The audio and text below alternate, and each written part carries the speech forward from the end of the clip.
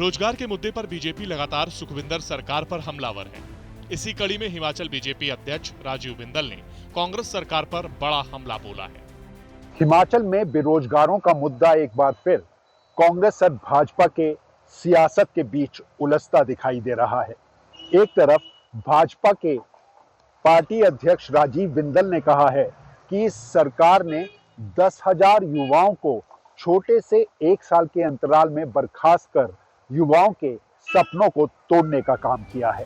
राजीव बिंदल ने कहा, शिमला आईजीएमसी, मंडी IPH, Kangra PWD, Hamirpur में आउटसोर्स के हजारों कर्मचारियों को बाहर का रास्ता दिखा दिया गया। यह सरकार कर्मचारी विरोधी सरकार बनकर रह गई है।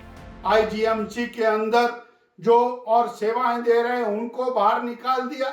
लगभग 10,000 कर्मचारियों को आपने नौकरी से बाहर निकाल करके एक बहुत बड़ा अन्यायपूर्ण कार्य हिमाचल प्रदेश के बेरोजगारों के साथ किया है।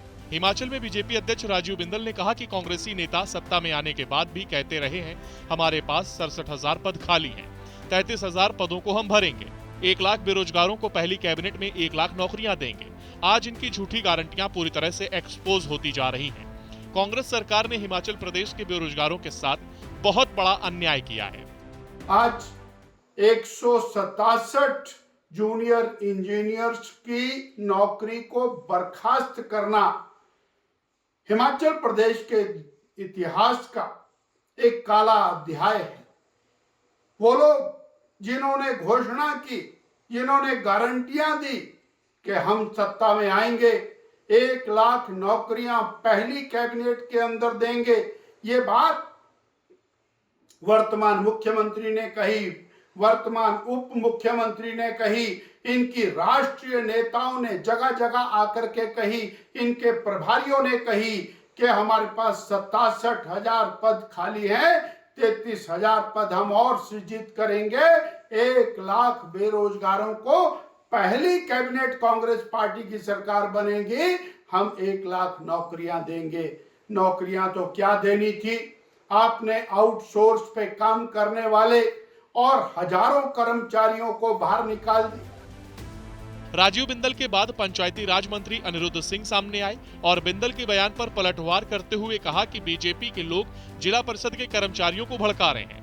हड़ताल पर चल रहे इन कर्मचारियों की वजह से विभाग का काम प्रभावित हो रहा है। उन्होंने कहा, हमने लगातार इन कर्मचारियों से बात की, लेकिन उन्होंने सरकार की बात नहीं मानी और सरकार को इन्हें मजबूरन निकालना पड़ा।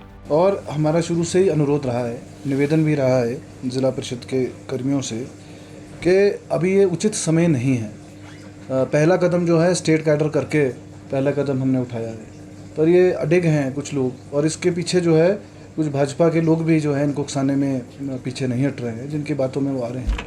और मैं समझता हूँ और हमने हमेशा निवेदन ये करा है कि कुछ समय आप रुक जाइए और आपके ऊपर हम भी गंभीर हैं, सरकार भी गंभीर है। कांग्रेस हमेशा जो है कर्मचारियों के हित में खड़ी है हमेशा से, और बेनिफिट जो भी दिया आज तक वो कांग्रेस सरकार ने ही दी। इस दौरान पंचायती राज मंत्री अनिरुद्ध सिंह ने कहा कि यह बात पहले भी कह चुके हैं, प्रदेश सरकार कर्मचारियों के हितों का हमेशा ध्यान रखेगी, मगर कर्मचारियों के हड़ताल और उनके हक की वजह से आम लोग परेशान हो, ये सरकार को गवारा नहीं।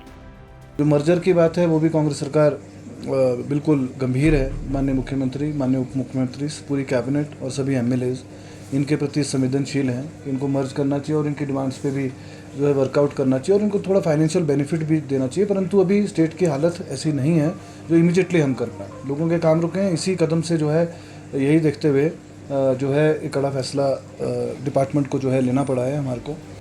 हालांकि कैबिनेट मंत्री अनिरुद्ध सिंह ने बीजेपी पर पलटवार करते हुए कहा कि बीजेपी अगर इनकी सच्ची हितैषी होती तो अपने समय में इनकी मांगों को पूरा कर देती। भाजपा के अध्यक्ष हैं, मैं उनसे बोलना चाहूँगा अपने टर्म में कर लेते।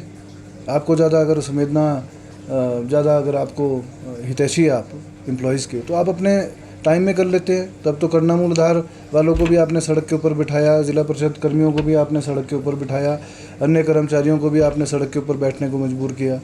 तो ये कथनी और करनी में भाजपा के बहुत फ़र्क है और मैं उनको सलाह ये दूंगा कि अपने काम से मतलब रखें।